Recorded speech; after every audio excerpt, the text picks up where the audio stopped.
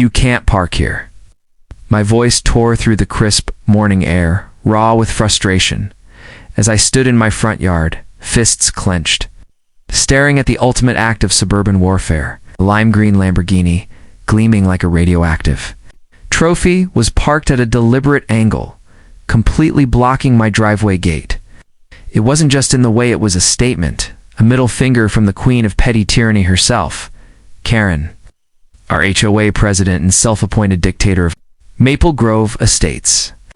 The clock read 7:03 a.m., and I was already late for a critical work meeting, my truck idling uselessly behind the locked gate.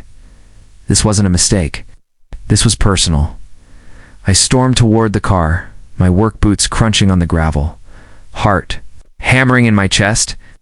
The Lamborghini's curve screamed money, but its placement screamed Karen. For months, she'd been waging a one-woman crusade against me. Started with a violation notice for my lawn being half an inch too long. Then came complaints about my mailbox's unapproved shade of bronze. Last week, she'd even reported my dog Rusty for barking at a squirrel. But blocking my gate with her $300,000 car? This was a whole new level of unhinged. As if on cue, Karen emerged from her McMansion across the street, her heels clacking, like gunfire on the pavement. She wore a hot pink blazer, sunglasses perched on her nose, and a smirk that could curdle milk. In one hand, she clutched a clipboard stacked with HOA notices. In the other, a venti latte, steam rising like her ego. "Good morning," she purred, her voice dripping with fake sweetness. "This is a warning. Your gate's color grays. Unapproved per section 4.2 of the HOA bylaws. Until you repaint it, my car stays right here." I blinked, dumbfounded. "Oh. You're blocking my driveway over a gate color?" She tilted her head, inspecting her manicured nails. "Rules are rules. You've ignored my notices for weeks. Now you'll learn compliance." The audacity hit me like a slap. My gate had been gray for 2 years. Nobody cared until Karen decided to make it her vendetta. I glanced at my truck, then at the Lambo, my mind racing. I needed to get to work, but more than that, I needed to end this power trip. Karen thought she could bully me into submission with her money and her clipboard.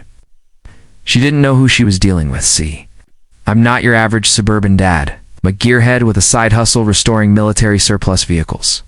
In my garage, hidden behind a tarp, is my pride and joy, a decommissioned M113 armored personnel carrier, a 20-ton tank.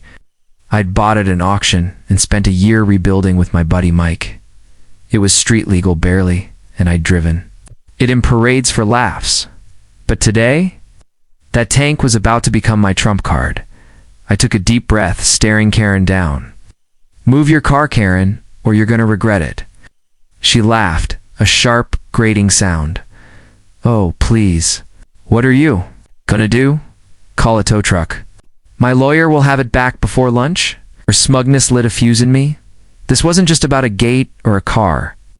This was about every neighbor she'd find, every kid's basketball hoop she'd banned, every ounce of joy she'd sucked out of this neighborhood. I turned toward my garage, a plan forming. Karen had no idea what was coming. The street was coming alive, and it wasn't just the morning sun.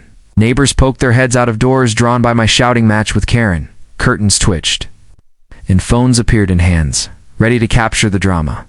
Old Mr. Jenkins, who'd been fined for his 2 tall rose bushes, leaned on his cane, muttering, "About time someone stood up to her." Mrs. Lopez, whose kids had been banned from riding scooters, whispered to her husband, "This is gonna be good."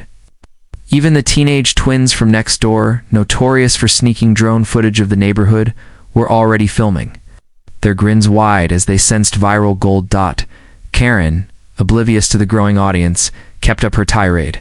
"You're lowering property values with that hideous gate?" she screeched, jabbing her clipboard at me like a sword. "This is a high-class community, not a junkyard. Don't get me started on that rusty truck of yours." I tried reasoning, my voice tight. "Karen, move the Lambo, or I'm calling a tow truck." She laughed, a sharp grating sound that echoed off the manicured lawns. "Go ahead. My lawyer will have it back by noon, and you'll be paying the fees." She leaned closer, her perfume choking the air. You're nothing but a troublemaker who doesn't belong here. That's when Mike jogged up, his work boots thudding on the pavement. Oh, my best friend and fellow gearhead Mike had helped me restore the tank and knew every bolt of its 20-ton frame. He sized up the scene, the Lambo, Karen's clipboard, the growing crowd, and grinned. She really parked that thing there, huh? You thinking what I'm thinking? Yup, I said, my jaw set. It's time. The crowd's murmurs grew louder. What's he gonna do? Someone whispered. The twins' drone buzzed overhead, catching every angle. Karen, still clueless, waved her clipboard at the onlookers. Mind your business, she snapped. This is an HOA matter. But the neighbors weren't backing down. Mrs. Lopez stepped forward, her voice bold. You find me $200 for my son's skateboard ramp, Karen. Maybe you're the one who doesn't belong. A murmur of agreement rippled through the crowd. Mr. Jenkins chimed in. Yeah, and my roses were fine until you got involved. Karen's face twitched, but she doubled down. You're all in violation of something. I'll have this whole street fined. That was her mistake. Threatening everyone turned the crowd into my unofficial cheering section. I marched to my garage, the weight of a dozen eyes on me. You're bluffing, Karen called, but her voice wavered. I hit the garage door button, and as it rumbled open, the crowd gasped. The M113's massive silhouette loomed under the fluorescent lights, its tracks gleaming like a promise of chaos. The twins whooped, their drone zooming in. He's got a tank, one yelled. Karen's smirk faltered, but she crossed her arms. You wouldn't dare touch my car. It's worth more than your house. Ow. I climbed onto the tank, feeling the cold steel under my hands. Let's find out, I said. The tank's engine roared to life, a guttural bellow that shook the ground like an earthquake. I climbed into the driver's seat, the familiar smell of oil and metal calming my nerves. Mike hopped onto the side, grinning like a kid at a monster truck rally. The M113 lurched forward, its tracks clanking with a menacing rhythm that echoed through the street. The crowd went wild, kids cheered, adults gasped, and the twins' drone buzzed closer, capturing every angle. The air crackled with anticipation, a mix of shock and glee as neighbors realized this wasn't just a standoff, it was a spectacle. I settled into the seat, my hands steady on the controls, the tank's weight vibrating through me. I'd driven it in parades before, waving to crowds, but this was different. This was personal. Karen's Lamborghini sat like a lime green taunt, its sleek frame blocking my gait, a symbol of her unchecked ego. I grabbed the megaphone, my voice booming over the engine's growl. Karen, last chance. Move the car, or I move it for you. Her face flushed purple, her sunglasses slipping as she screamed, You're insane. You'll go to jail. The car's worth more than your life. Her voice cracked with panic, but she stood her ground, clutching her clipboard like a shield. She thought I was bluffing, that I'd back down under her threats. Big mistake. I shifted into gear, the tank's nose aligning with the Lambo's rear bumper. My plan wasn't to crush it, tempting as that was, but to nudge it aside, just enough to clear my gate. The M113, though, wasn't built for subtlety. Its 20-ton frame rumbled forward, the tracks grinding gravel into dust. The crowd held its breath, phones raised like a sea of tiny screens. Mr. Jenkins clutched his cane, eyes wide. Mrs. Lopez's kids were practically bouncing, chanting, Do it. Do it. The twins' drone hovered low, catching the glint of sunlight on the tanks. Armor. I eased the throttle, the tank inching closer. Karen's bravado crumbled. She sprinted toward the Lambo, shrieking, Stop! You'll destroy it. Her heels wobbled, and her latte splashed onto her blazer. I paused, giving her one final moment to move. She didn't. Instead, she waved, her clipboard like a battle flag, yelling, I'll sue you for everything you own. Should have parked somewhere else, I said, my voice calm but firm. I pushed the throttle again, and the tank's bumper kissed the Lambo's rear. The supercar's alarm wailed, high-pitched scream that matched Karen's, with a metallic screech. The lightweight Lambo slid sideways, skidding into the street like a toy car on ice. The crowd erupted cheers, whoops, and a few holy craps filled the air. Mike nearly fell off the tank, laughing so hard, Tears streamed down his face. I didn't stop there. I maneuvered the tank through my gate, its tracks leaving faint grooves in the driveway. The crowd followed, some filming, others clapping like they'd just seen the Super Bowl. Karen stood frozen, her mouth open as her precious car sat in the road. Unharmed but utterly humiliated. The tank's engine idled, a low growl that said, "Don't test me again." The Lamborghini sat in the street, its alarm still blaring, a sad echo of Karen's crumbling empire. Karen's meltdown was instant and spectacular, a performance worthy of a reality show finale. She sprinted toward the tank, her clipboard waving. Like a battle flag, her sunglasses now dangling from one ear. "I'll sue you," she shrieked, her voice cracking with rage. "You're finished. You'll lose your house, your job, everything." Her hot pink blazer was splattered with latte, her hair escaping its perfect bun, giving her the look of a frazzled cartoon villain. I climbed down from the tank, adrenaline pumping, and faced her, arms crossed. "You blocked my gate, Karen. I cleared it. We done?" "Done," she screamed, her face inches from mine, her breath reeking of coffee. "You assaulted my car with a tank? That's vandalism. Criminal damage. I'll have you arrested." She spun toward the crowd, pointing wildly. "You're all witnesses." He's a menace. But the crowd wasn't on her side. Mrs. Lopez stepped forward, her voice sharp. "You're the menace, Karen. You find my kids for playing in our own yard?" Mr. Jenkins hobbled closer, cane tapping. "You threatened to tow my car for parking? In my own driveway." The teenage twins, still filming, shouted, "Yeah, you're the worst." The drone buzzed low, catching Karen's red-faced fury in 4K. Karen's eyes darted, realizing she'd lost the neighborhood, but she wasn't done. She pulled out her phone, dialing 911 with trembling fingers. "Yes, I need police.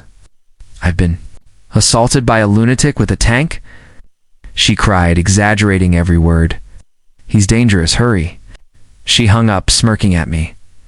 "You're going to jail?" the crowd murmured, some nervous, others excited. Mike, still chuckling, leaned in. "She's got no case, man. You didn't even scratch that car." I nodded, but my stomach twisted. I'd acted on instinct, but cops showing up wasn't ideal. Minutes later, 2 police cruisers rolled in, lights flashing. The officers stepped out: Officer Daniels, a burly guy with a mustache, and Officer Lee, younger and trying not to grin. The crowd parted, phones still rolling. Karen rushed them, clipboard in hand. "Arrest him," she demanded, pointing at me. "He moved my car with a tank. It's assault, vandalism, attempted murder." Daniels raised an eyebrow, glancing at the tank parked neatly in my driveway, then at the Lambo in the street, unscratched.